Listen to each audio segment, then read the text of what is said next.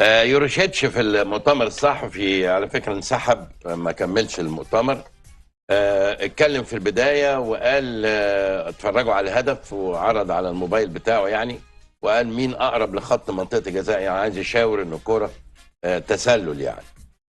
وقال على الحكام أن تكون قراراتهم أفضل، ولماذا يكون قرار حكم الفيديو لصالح الزمالك خلال 7 مواجهات. تالي أوفر أوي الكلام ده يعني، 7 مواجهات يعني يعني صعب. وقال أهنئ الزمالك وجماهيره ومدربهم على ما يقدمونه في الدوري. واختتم قال لا يمكن لعب كرة القدم ولا الحديث عن الكرة في ظل هذا التحكيم قبل أن يقرر الانسحاب من المؤتمر الصحفي ويرفض تلقي أي أسئلة. حد حابب يعلق على الكلام ده ولا؟ لا متهيألي اخر نقطتين واضافه اهني الزمالك وجماهيره، لا ملوش دعوه بعد الاعتراض الاولاني ده. ما يهنيش بقى، يخليه هو في فرقته. دي حاجه انا بتكلم بقى على اسم مدحت عبد الهادي. ايوه طبعا. انما اللي هو بيتكلم في 7 مواجهات ده بيقول لك اهني الزمالك وجماهيره على الاداء اللي بيقدموه السنه دي في الدوري يعني. بس اقول لك حاجه بركات، يعني احنا قلنا يعني وانا بتفرج يا كابتن وكنا بنتفرج، الجون الاولاني قلنا جون كان ايمن موجود بقى، الجون الثاني قلنا لا اوفسايد. ايوه اوفسايد تمام. انما لما تيجي تتكلم في 7 مواجهات بس ضدك للزمالك، لا دي اوفر. طب قدام الاهلي ايه بقى؟ لا دي اوفر. طب قدام مش عارف المصري ايه؟ فهمتنا يا كابتن؟ انما لا يعني الشكل يعني المؤتمر متوتر، هو على طول كده، هو على طول كده، دي طبيعته. لا ما هو متوتر حاجه بركات، وتصريحاته حاجه ثانيه، لان تصريحاته ما بتحسبش عليه هو بس، بتحسب على النادي. هو برضه خلي بالك الرحيل برضه احيانا بيلوح قدام المدربين. بالظبط. بصرف النظر عن كلامه، عن كل الاحترام لكلامه يعني، بتكلم بشكل عام يعني. عادي، ما المدربين كلها بتمشي، ما هو رينارد لسه ماشي اهو يا كابتن. هيرفي رينار. امال ايه؟ جابوا مين بقى؟ جابوا اليوناني منتخب السعودي، عين جورجيوس دونيس. الراجل عنده امكانيات كويسه، درب في اوروبا انديه كبيره زي باوك وايك اتينا، وهو مش غريب على الكره السعوديه يعني، هو على درايه كبيره، ودرب الهلال واشتغل شويه يعني، اشتغل حبه حلوين مع الهلال وعمل انجازات والفتح، وعمل انجازات مع الهلال يا كابتن. لا خد كاس خادم الحرمين الشريفين، خد كاس ولي العهد، كاس السوبر، وصل معاهم لنصف نهائي بطوله اسيا.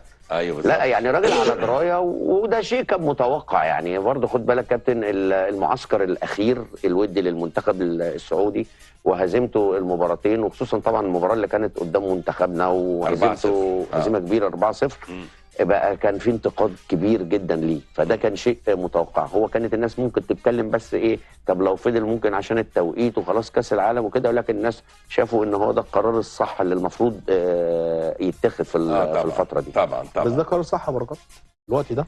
والله بص يعني، خليني اكلمك بصراحه، مش ده المنتخب السعودي اللي احنا نعرفه، محتك بالدوري السعودي قوي، مش دوت المنتخب السعودي. لا هو رغم لا انا بقول لك، ولا هو عشان محتك بالدوري السعودي عنده خبره كبيره عن الدوري السعودي؟ لا هو الراجل بيدرب الخليج. ايوه ماشي، هو شغال دلوقتي، الراجل اللي تم اختياره ده بيدرب الخليج. الجزئيه دي يعني هي صح؟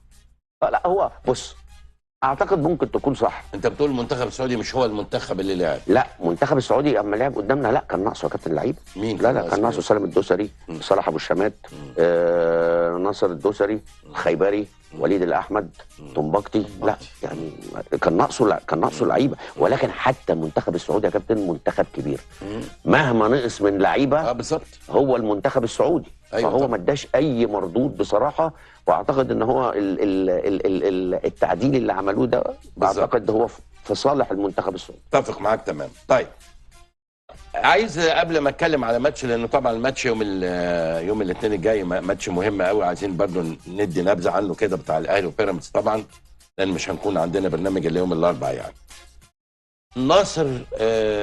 ناصر منسي، يعني ده مستوى ناصر يعني. ناصر كان في وقت مكسر الدنيا، هل شايف انه كيرفو قل ولا ايه رايك انت؟ في الزمالك يعني؟ طبعا. لا انا النهارده ناصر ما كانش موفق خالص، او ما كانش في فورمته، او ما كانش في الحاله الفنيه ان ممكن جماهير الزمالك عارف اللي هو في اي وقت بيجيب جول، زي مباراه المصري مثلا. فهمتنا يا كابتن؟ ايوه. النهارده كان بعيد جدا، حتى انا كنت بتكلم في التغييرات ان معتمد موضوع شيكو بنزا ينزل بدري شويه، وعدي يدخل سترايكر.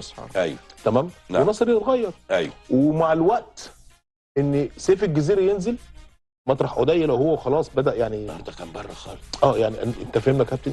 يعني على الدكه ما حدش رجله في الملعب. مين؟ سيف الجزيري ما كان موجود على الدكه. لا بتكلم في حتى في ال10 دقايق الاخر لو هو هتغير تاني يا معتمد، انا بتكلم على سيف. يعني في انت كسبان 1-0 كده، انما لا ناصر منسي كان بعيد جدا. يعني حتى المحطه اللي عبد الله السعيد وشحاته وفتوح لما كان بيلعب 8 في نص الملعب. أيوة. كانوا بيستنوا المحطه بتاعته اللي هو بيقف على الكوره، ما كانتش موجوده النهارده خالص. جاب جول يا جماعه من فتره كده اللي لف بتاع المصري جول عالمي يعني حتى المحطه اللي لعيبه الزمالك متعوده عليها بركات وهم جايين من نص الملعب. هو ما كانش في الصوره النهارده خالص. بس حتى وهو وحش يا كابتن مدحت بصراحه برضه بيحاول. يعني هو برضه مجتهد. أيوة. يعني ما بيستسلمش حتى لو هو بعيد عن مستواه او بعيد عن فورمته، او يعني مش هو ده اللي احنا مستنيينه من ناصر منسي. انما برضه بيحاول يعني بيحاول طيب. بصراحه كابتن جمال، هل الزمالك افتقد بصراحه يعني ناصر ماهر، ولا انت شايف انه ملوش تاثير غيابه عن الزمالك وذهابه البيراميدز؟ اكيد مؤثر طبعا. لا طبعا لعيب كبير ولعيب عنده رؤيه وعنده شخصيه في الملعب. يقدر يلعب في اكتر من مركز، سواء جناح او رقم 8 او رقم 10. يعني عنده انا شايف ان هو افضل حاجه للنصر ان هو لما بيلعب بيجي بوشه، عنده رؤيه كبيره، بيقدر يشتغل مع الفرود اللي موجود، بيصوب كويس، بيهدف. فلا انا شايف ان هو طبعا لا يعني مؤثر، غيابه مؤثر. كان ممكن يبقى اضافه قويه لو موجود النهارده طبعا مع الزمالك. كابتن ايمن، الونش النهارده الكابتن معتمد فاجئنا بصراحه. يعني الونش اديله فتره ما بيلعبش، وبعدين اخر ماتش لعب اخر 5 دقايق يعني قدام شباب بلوزداد. يعني من وجهه نظرك ايه فكر الكابتن معتمد النهارده انه يدخل محمد اسماعيل وسط الملعب؟ وعلى فكره محمد اسماعيل الماتش جاي موقوف بالمناسبه. مش هيلعب. يعني وجهه نظر ايه كابتن معتمد من وجهه نظرك يعني؟ وجهه نظري انا ولا وجهه نظر كابتن معتمد؟ لا يعني اول وجهه نظر انا الونش طبعا عنده خبرات في الماتشات الكبيره اللي زي دي. الونش لعيب دولي، عنده شخصيته في الملعب، بيقدر يوجه اللعيبه اللي قدامه، يقدر يساعد الفريق من الناحيه التكتيكيه في الملعب. ومحمد اسماعيل كمان لما اتزق في نص الملعب هو بيعرف يلعبها كويس، لان هو بصير كويس. وهو كان محتاج، كابتن معتمد محتاج ان حد يبقى في نص الملعب برضو مع عبد الله ومع شحاته. يقدر يباصي ويتحرك بشكل كويس، ويقدر برضو في الحته الدفاعيه يكون متواجد بشكل كبير قدام الاثنين المساكين حسام عبد المجيد والونش. فده اعتقد ده كان الفكر. لكن الونش قدم مباراه كويسه جدا بصراحه، جدا جدا جدا جدا.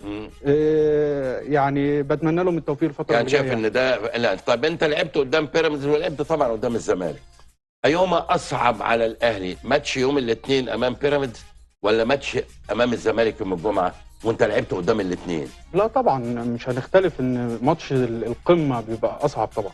يعني ماتش القمه طبعا بيبقى اصعب، لان النادي الاهلي ونادي الزمالك طبعا اكبر ناديين في مصر. فالموضوع بيبقى اكتر في الضغط.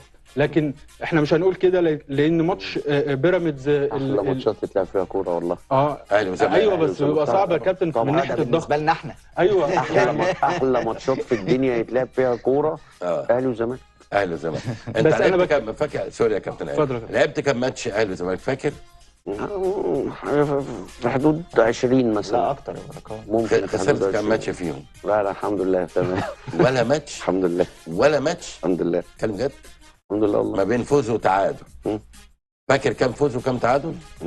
لا بس يعني بس الفوز كان اكتر. يعني الفوز كان اكتر. سوري يا مدحت، بس والله العظيم هي ده الحقيقه. ما خسرتش خالص يعني؟ لا غريبه جدا. لو تطلع لي ماتش كسبت فيه انا بتاعك انت. ما خسرتش. وانت يا كابتن جمال لعبت كام ماتش اهلي وزمالك؟ حوالي 26 او 25 حاجه. خسرت كام ماتش؟ تقريبا مش هقدر انت بتقول 25 مباراه قمه، وده عدد جبار. مش فاكر كام ماتش خسرت؟ مش فاكر. لا مش فاكر. وانت يا كابتن مدحت؟ لا انا ما لعبتش العدد ده كله يعني. لان عشان انا كنت سافرت يعني فتره كده يا كابتن، ايوه ما لعبتش يعني زي كام ما كنت تقريبا؟ بتكلم. يعني مثلا ممكن 12 13 حاجه فاكر خسرت كام وكسبت كام؟ مثلا ممكن خسرت 4 ماتشات وكسبت 4 7 ماتشات. ولا في تعادلات؟ لا في تعادلات في كتير. تعادلات في تعادلات كتير. اه وانت اخيرا يا كابتن ايمن في نفس السؤال. انا مثلا ممكن اكون لعبت لي مثلا 14 ماتش 4 قدام الزمالك. قدام الزمالك. خسرت كام؟ خسرت تقريبا 3 والباقي المكسب. بس والثلاثه تقريبا كانوا بيبقوا الدوري خلصان يعني للاهلي، او بتبقى ماتشات كاس يعني بتبقى في ماتش فيهم الزمالك خد مننا الكاس ده انا كنت موجود. ولعبت ليه؟ اما الماتش ملوش لازمه. لا انا اقصد ماتش بتاع 3-1. انا اقصد ان كان الدوري خلصان يا كابتن. انا اقصد ان كان الدوري، لا انا اقصد ان كان الدوري يعني خلاص اتحسم لينا يعني. لا اقصد دايما اهلي وزمالك يعني. انا مالهاش علاقه. غلطت غلطه عمري واما طلعت في التلفزيون قلت كنت انا علقت على ماتشات كتير جدا اهلي وزمالك يعني. فكان في ماتش فيهم تحصيل حاصل. فانا قلت بصراحه يا جماعه في البرنامج وده غلط، ان انا يعني ما عنديش نفس قوي ان انا اعلق على الماتش، انه الماتش بيبقى نتيجته معلق عليها بطوله بتبقى احلى بكتير طبعا. بس ده غلط، لان اهلي وزمالك قمه لوحدها. بالظبط. قمه مش علاقه هي ليها طعم لوحدها. خد بالك يا كابتن، غير ماتشات الدوري والكاس احنا برضو كنا بنتقابل في افريقيا يعني. هي كمان يعني افريقيا برضو اتقابلنا كتير. انا اقول لحضرتك على حاجه، انا جايب في الزمالك 5 تجوان منهم 4 في افريقيا ولا 4 في افريقيا. 4 في افريقيا. الجول بتاع سيب لقمه لغيرك دي كان ده هو ده الوحيد اللي في الدوري. ده في الدوري. وفي السوبر احمد حسن سرق مني جول بعد ما عدى خط الجول اللي حطها. بجد انت اللي حطيته؟ الكره انا مش حاطط والله، انا كنت بعمل بالعرض بس الكره عدت وبعد ما عدت الخط احمد حسن كملها. بس هي اتحسبت 2-0 و1-1 2-0 1 2-0 و2-1 و2-1 ده كان ذهاب وعوده. انا جبت 4-2 وفي 2-2 وفي لا في 1-1 في برج العرب. ده انا جبت التعادل 3-3 كده. لا 3-3 انا ما جبتش في 2-2. انا ما جبتش هو في افتكر 1-1 في 3-3 كابتن بتاع 1-1 ده في برج العرب في افريقيا يا كابتن. بالظبط كده. ده في افريقيا. 3-3 بتاع سيب لقمه لغيرك. معلش يا مصطفى. معلش يا مصطفى. حسن مصطفى مسك الازازه قلت له معلش يا مصطفى. عالمي والله. كابتن بيتر كان قاعد عمال يتكلم في حته ثانيه وبيعلق في حته ثانيه. لا يا مصطفى معلش يا مصطفى. قال له انا ببقى مقدر اللعيب يا عيني بيبقى بعد ما كان كسبان وخلاص الماتش قرب اللحظه جه كابتن بركات جاب جون القاتل اللي كانت اخر كوره كابتن خلاص. انا الماتش ده نزلت